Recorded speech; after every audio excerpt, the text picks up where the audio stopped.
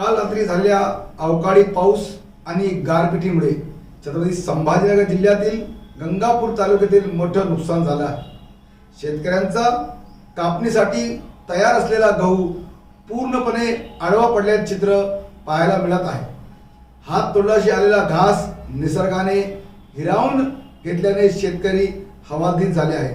दरम्यान किसान सभेचे पदाधिकाऱ्यांनी गंगापूर येथील नुकसानग्रस्त शेतकऱ्यांच्या शेतात भेट देऊन परिस्थितीचा आढावा घेतला।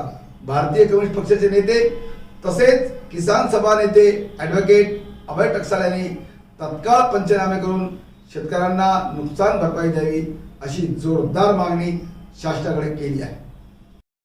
मधील तालुका गंगापूर जिल्हा छत्रपती संभाजीनगर मधील या सर्व शिवारांमध्ये आम्ही उपस्थित आहोत। अखिल भारतीय किसान सभा आणि भारतीय कम्युनिस्ट पक्षातर्फे आम्ही या ठिकाणी पाहणी केली। इकडे बघू शकता तुम्ही, हा सगळं काल रात्रीच्या गारपिटीमुळे आणि अवकाळी पावसामुळे हा गहू पूर्ण आडवा झालेला आहे। इकडे पण बघू शकता, हा पूर्ण गहू आडवा झालेला आहे।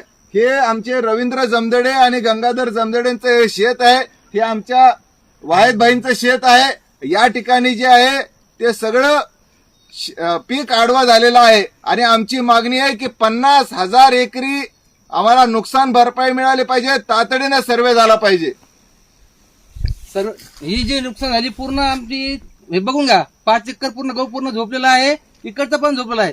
पूर्ण शेतकऱ्यांनी एकत्रित व्हा, संघटित व्हा आणि सगळे सभासद व्हा।